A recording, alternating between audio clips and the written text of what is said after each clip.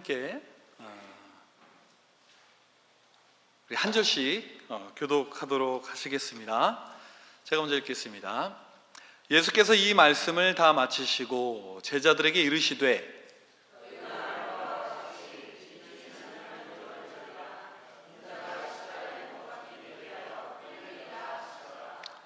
그때 대제사장들과 백성의 장로들이 가야바라 하는 대제사장의 관정에 모여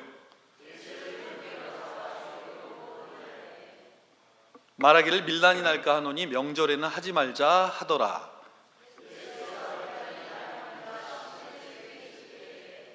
한 여자가 매우 귀한 향유 한 옥합을 가지고 나와서 식사하시는 예수의 머리에 부으니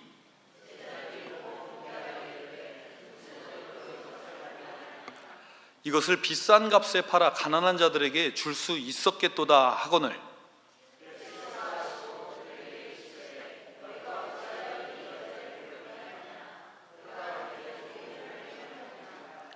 가난한 자들은 항상 너희와 함께 있거니와 나는 항상 함께 있지 아니하리라.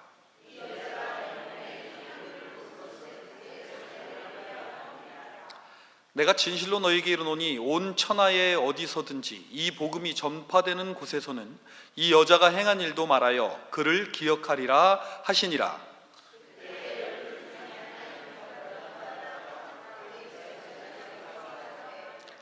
내가 예수를 너희에게 넘겨주리니 얼마나 주려느냐 하니 그들이 은 30을 달아주거늘 그가 그때부터 예수를 넘겨줄 기회를 찾더라.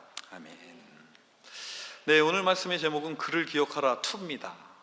우리 지난주에는 그를 기억하라 하면서 예수님과 만났던 마태의 이야기를 제가 잠깐 전해드리면서 예수님은 우리 마태의 마음을 알아주셨던 그 예수님을 기억하자라는 이야기를 했었습니다. 오늘은 어떤 말씀을 전할까 하는데 오늘이 고난주간의 수요일이죠. 그리고 내일이 목요일 그리고 금요일. 그래서 금요일 전에 이 고난주간에 수요일날 무슨 일이 있었는지 여러분 너무나도 잘 알고 계시죠? 근데 그 수요일에 있었던 이야기들을 다시 한번 제가 정리를 하고 싶은 마음이 있어서 그 정리하는 가운데 주님을 기억하는 우리 모두가 되기를 간절히 소원하는 마음에서 말씀을 준비해 보았습니다. 먼저 제가 이 본문을 읽으면서 3가지 질문이 떠올랐습니다. 첫 번째 3절 4절에 나오는 이야기죠. 대제사장들과 백성의 장로들이 왜 예수님을 죽이려고 했을까? 이것이 첫 번째 질문이고요. 그 다음에 두 번째 질문은 8절에 나오죠. 제자들이 보고 분개하여 이르되 뭐 이렇게 분개까지 할 필요가 있을까? 뭘 분개를 했을까? 그것이 제 질문이었고요. 세 번째 유다는 왜 예수님을 팔게 되었을까? 그것이 저의 이렇게 질문이었습니다. 여러분들은 이제 잘 알고 계시지만 제가 본 관점에서 다시 한번 이렇게 정리를 한번 해보려고 합니다. 그래서 먼저 이 질문 3가지 가운데 첫 번째 왜 대제사장들과 백성의 장로들이 가야바라는 대제사장의 관정에 모여서 예수를 흉계로 잡아 죽이려고 의논을 했을까?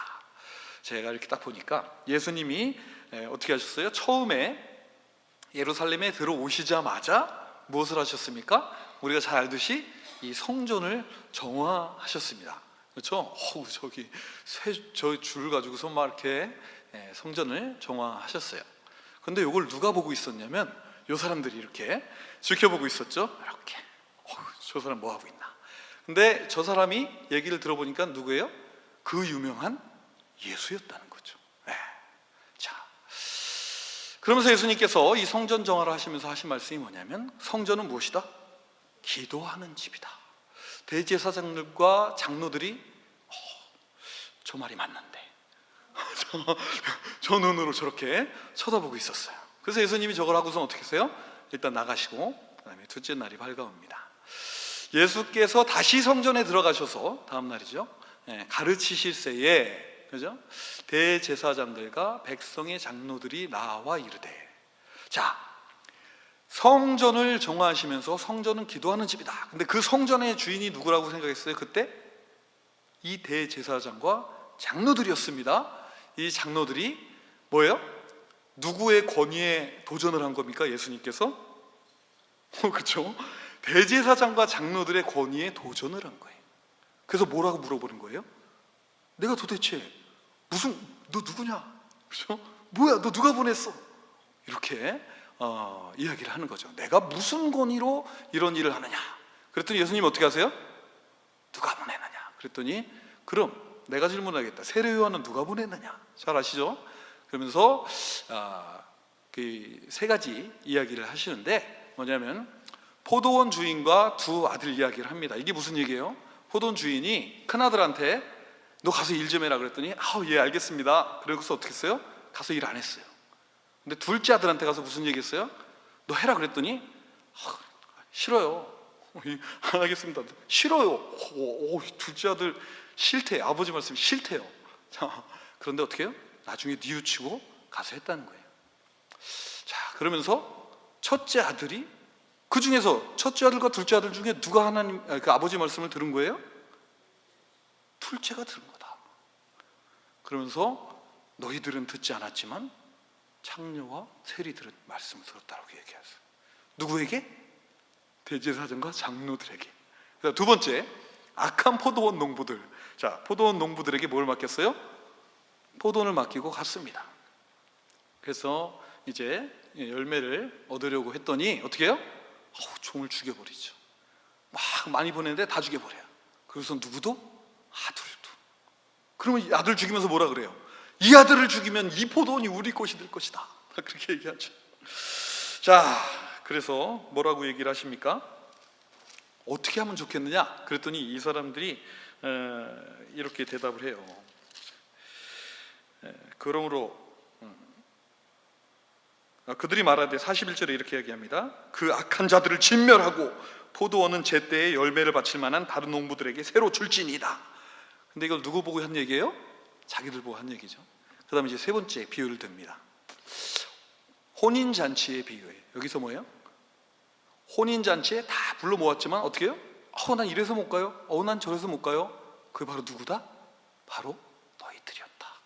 이 세 가지 얘기를 딱 하니까 이 사람들 어떻게 해요? 코가 쑥 빠지는 거죠. 예. 자, 그래서 대제사장과 장로들이 어떻게 해요? 찌그러집니다. 딱 찌그러졌어요. 자, 그래서 어떻게 하냐면 가서 이에 바리새인들이 가서 어떻게 하면 예수를 말의 올무에 걸리게 할까 상의하고 자기 제자들을 헤롯 당원들과 함께 어떻게 해요? 예수에게 보냅니다. 그래서 헤롯 당원이 가서 뭐라고 물어봐요? 가이사에게 세금을 내는 게 좋겠습니까? 물어보죠.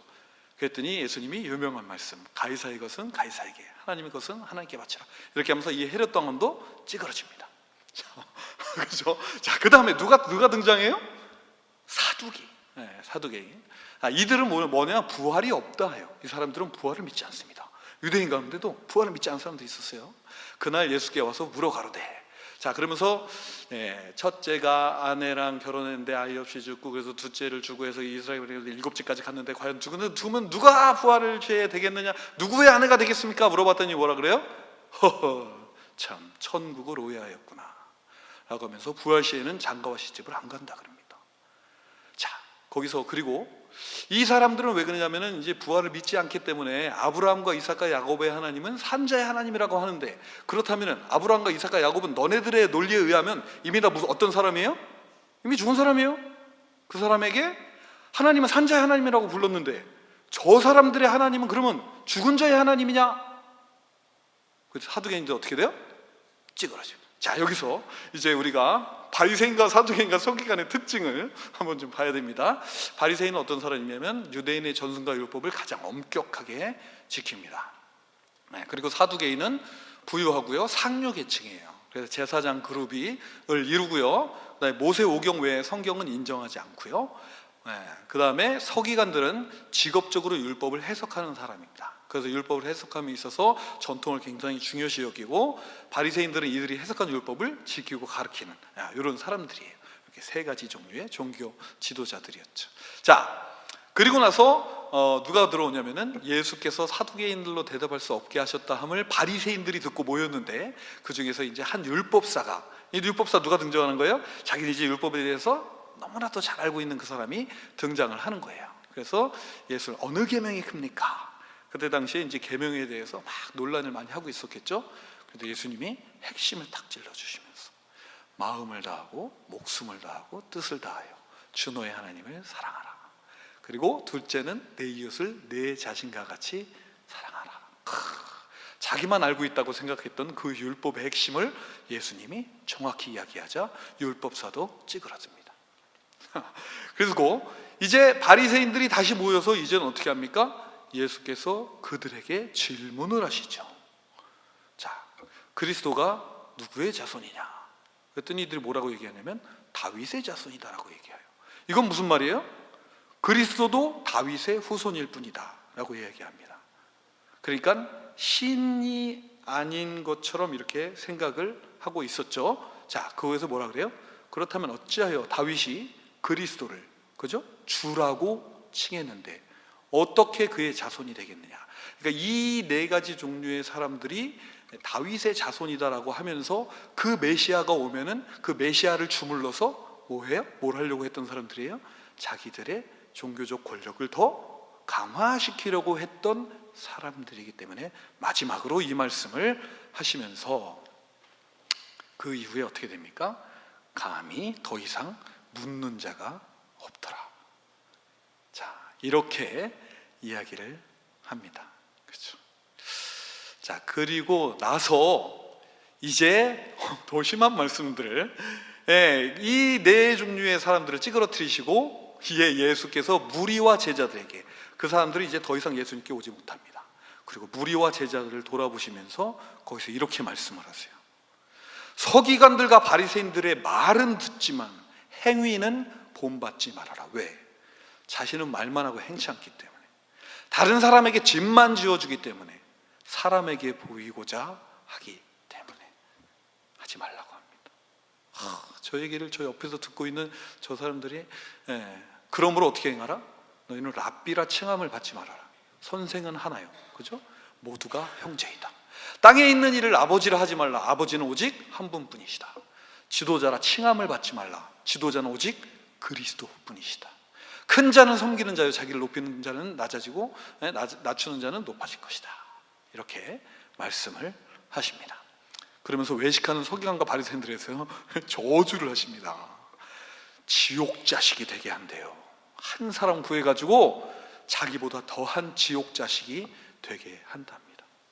그리고 눈먼 인도자로 하나님을, 자기도 보지 못하면서 하나님을 보려고 하는 자들을 더 보지 못하게 하는 자들이 너희들이다. 정의와 긍휼과 믿음은 버리고 11조만 챙기는 자들이 너희들이다. 탐욕과 방탕으로 가득하다. 마치 뭐와 같다? 회칠한 무덤과 같고 선지자들을 죽였던 자들과 똑같은 자들이 바로 너희들이다 라고 이야기를 하십니다. 자, 왜 예수님을 죽이려고 했을까요? 혼났으니까. 그렇죠. 혼났어요. 그런데 참 이 사람들이 잘못 생각을 하고 있죠. 혼이 났으면 어떻게 해야 돼요? 잘못을 뉘우치고 잘하면 되죠. 그러나 어떻게 해요? 저 예수만 죽이면 나의 잘못이 없어질 거라 생각했던 것이죠. 자, 두 번째. 자, 여러분 좀 이해가 되시나요? 제자들은 왜 분개했을까요? 왜?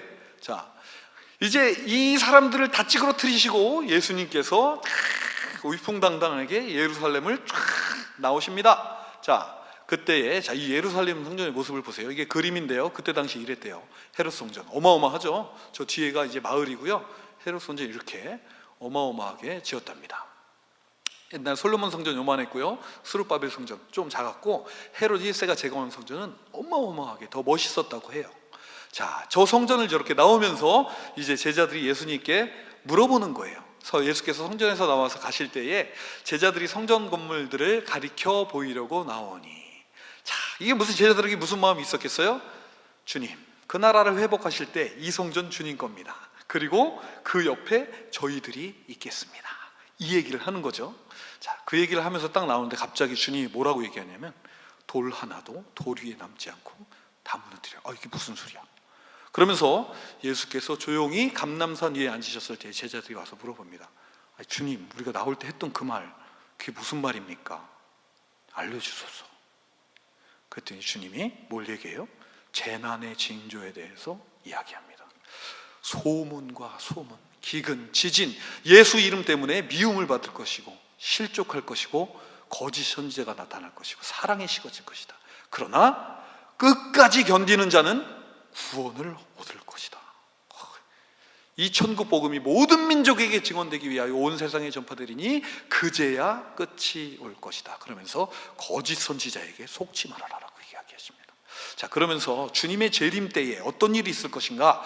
인자의 징조가 하늘에서 보이고 구름 타고 영광 중에 오시며, 제가요 하와이에서 우리 아내가 이제 저기 운전면허 시험을 보고 이제 제가 기다리고 있는데 어떤 분이 저에게 딱 와가지고 하나님 예수님이 다시 오셨대요. 어디 오셨어요? 그랬더니 한국에 계신대요. 저는 왜 몰랐을까요? 그랬더니 예수님 그렇게 몰래 오시는 거래요. 제가 알기로는 이런 얘기를 해줬어요. 나팔소리와 함께 천사들을 보내서 모든 사람이 택한 자들을 사방에서 한꺼번에 모은다 그랬는데, 제가 순간 아이고 내가 택함을 못 받았구나 이런 생각이 문득 들면서 그 사람에게 저도 뭔가 반격을 해야 되잖아요. 그래서 이 얘기를 딱 했어요. 그랬더니 아무 얘기를 못 하더라고요. 이런 얘기가 있었니 성경에. 자기가 찾아보고 다시 얘기하겠대요. 혹시 그분이 이 복음을 듣고 돌아왔으면 좋겠어요. 근데 그 하나님이 돌아가셨다는 소문이 있어요. 그리고 어머님만 살아계신답니다. 지금 잘 아시죠? 누군지. 네, 지금 어머님만 살아계신대요. 안타깝습니다. 돌아가셨어요. 그러므로 어떻게 알아? 깨어있으라. 생각지 않은 때에 오리라. 그러면서 무화과나무의 비유를 배우라. 그리고 홍수가 다 일어날 때, 그때 사람들 어떻게 살았어요? 시집가고 장가가고 그냥 살다가 어떻게 해요? 불현듯 홍수가 왔듯이. 그리고 밭에서 두 사람이 밭을 맷돌 두 사람이 할 때 어떻게 해요? 하나는 올라감을 당하고 하나는 버려둠을 당할 것이다. 그러면서 이제 악한 종과 충성된 종을 비교해서 이야기하십니다. 자, 이 얘기를 듣는 제자들의 마음 어떻게 해요? 점점 무거워지기 시작합니다. 어떻게 살아야 되나? 그랬더니 이제 열처녀의 비유를 하시면서 기름 준비 이야기를 하십니다. 달란트 비유를 하시면서 세 종류의, 말하자면 두 종류죠. 두 종류의 종에 대해서 이야기를 하시고, 마지막 때에 얌과 염소를 구분하시듯이 구분할 것이다. 너희가, 그러면서 마지막으로 그 얘기를 딱 마치시고 나서 결정적으로 이 얘기를 딱 하십니다. 너희가 아는 바와 같이 이틀이 지나면 6월절인데 내가 십자가에 못 박히기 위하여 팔리리라 하시더라. 아니, 성전이 아름답지 않습니까? 다 이렇게 격앙된 이야기로 물어봤는데 막 환난 이야기하고 재림 이야기하시고 종에 대해서 이야기하시고 결국에는 어떻게 해요? 내가 이제 팔릴 거다라는 이야기를 딱 하면서 제자들은 뭐에 빠집니까? 멘붕에 빠지기 시작합니다. 내가 여태까지 예수님을 따라다니면서 예수님의 제자로서 이렇게 되기를 원했는데 저 종교 지도자들 다 찌그러뜨리고 이제 예루살렘을 회복할 때가 되었다라고 했더니 갑자기 주님이 느닷없이 저렇게 선언을 하시는 거죠. 죽으리라. 자, 그날 저녁에 이제 어떻게 해요? 식탁이 보입니다. 저는 이때 어떤 상태였다고 생각을 하냐면 지금 이 상태였을 거예요. 조용히 아무 말도 하지 않고 들어오면서 이제 뭐라 했겠죠. 그 집의 주인이 누구였어요? 요한복음에 보면은 나사로 집이었죠. 그래서 마리아와 마르다에게 이야기를 했겠죠. 글쎄 이런 일이 있었어. 세상에 찬물을 끼얹듯이 조용한데 거기 누가 나타납니까? 그 소식을 들은 마리아가 나타나서 주님이 돌아가신다고. 그러면서 어떻게 해요? 향유를 붓죠. 그게 바로 이때 그 장면이라고 생각을 합니다. 아니 저 여자가 미쳤나. 안 그래도 마음이 심란한데 성전이 멸망한데 환란이 온대. 이 시대에 이런데 뭐 하는 거야 지금? 왜 저거를 저기다 예수님한테 붓는 거야? 이걸 누가 얘기했다고요? 제자들 중에 요한복음에 보면은 유다는 왜 예수님을 팔았을까? 딱 보니까 저렇게 하고 있는데 사람들 다 뭐예요? 난리 법석을 치고 있죠. 그런데 그때 예수님의 죽음에 대해서 그 소식을 듣고 혼자 생각했던 마리아만 저렇게 예수님의 머리에 향유를 부었습니다. 제자 중 하나로서 예수를 잡아줄 가룟 유다가 말하되 이 향유를 어찌하여 300데나리온에 팔아 가난한 자들에게 주지 아니하였느냐. 이건 누구에 대한 얘기예요? 저 여인에게 얘기하는 거예요? 사실 말하자면 예수님께 대해서. 예수님 뭐 하십니까 지금? 제가 예수님을 이렇게 따랐는데. 그런데 더 심각한 말씀을 하시죠. 그동안 예수님을 따랐던 그 제자들보다 누가 한 일이? 이 여인이 한 일이 기억되어야 하리라. 뭐예요? 지난 3년 동안 내가 따랐던 그 모든 것들, 오 주여, 그럼 나는 내가 예수님의 돈꾀를 맞고 예수님 따라가는 곳에 다 따라가고 그를 기억하는데 나는, 자, 이렇게까지 생각을 하니까 제가 좀 이해가 좀 됐습니다. 3년을 따라다니며 수많은 고생했던 제자들, 특히 유다는 2번 머리를 맞았죠. 유다, 너는 내가 가난한 자보다 못하다고 생각하니? 예수님 유다한테 그렇게 얘기하시는 거예요. 유다, 너의 행위가 저 여인의 행위보다 더 훌륭하다. 너보다 더 저 여인이 기억에 남아야 해 라고 이야기를 하자. 유다는 어떻게 합니까? 그때의 12 중에 하나인 오탑니다. 가룟 유다라 하는 자가 대제사장들에게 가서 말하되, 이제 뿔이 났어요. 그때에 내가 예수를 너에게 넘겨주리니 그 분한 마음을 가지고 가서 이야기합니다. 얼마를 주려느냐 하니 그들이 은 30을 달아줬습니다. 예수님은 300데나리온보다 못한 은 30냥에 팔렸죠. 그러면서 저기를 가면서 무슨 생각을 했겠어요? 예수님을 쫓아다녀봤자 아무 소용없구나. 내가 그동안 했던 거 아무도 안 알아주는구나. 야, 이거 뭔가 그렇게 생각을 했지만 그 다음 장에 바로 뉘우칩니다. 예수님이 잡히는 모습을 보고 내가 무죄한 피를 팔고 죄를 범하였도다. 바로 26장의 이야기가 있고 27장에 바로 뉘우칩니다. 바로 뉘우치. 자, 이 질문 3가지를 제가 했을 때에 거기서 얻은 교훈 3가지입니다. 첫 번째, 혼이 났을 때는 어떻게 해야 된다? 내 삶을 돌아봐야죠. 제 삶을 돌아봐야죠. 그 다음에 분이 났을 때는 어떻게 해야 돼요? 한번 참아봐요. 여러분, 제 말씀이 오늘 좀 길더라도 오늘만 참으십시오. 수요일만 참으면, 이 수요일만 잘 참으면, 오늘 지금 이 순간만 잘 참으면 뭐예요? 주님을 팔지 않습니다. 그 시간을 참으면. 자, 3번째, 예수님이 말씀하셨던 복음과 함께 전해져야 하는 것, 영원히 남을 것은 유다가 생각했던 이 나라의 회복을 위해 내가 외쳤던 그런 것, 이스라엘의 회복을 위해 종교의 그런 걸 외쳤던 그들, 그게 아니라 무엇이다? 사랑만이 영원히 기억에 남는다는 것입니다. 오늘 우리가 이 이야기를 들으면서 저도 역시 마찬가지로 우리 윤현주 선교사님의 장례식에서 이렇게 많은 사람들이 올 수 있었을까? 윤현주 선교사님의 사랑의 기도의 대상들, 내가 사랑했던 그 사람이 바로 제 장례식에 오지 않을까, 그러한 생각을 합니다. 이 시간 우리가 마음속으로 또한 우리 주님을, 또한 우리 사람들을 얼마나 내가 사랑하고 있나 생각하면서 우리 함께 찬양하기 원합니다.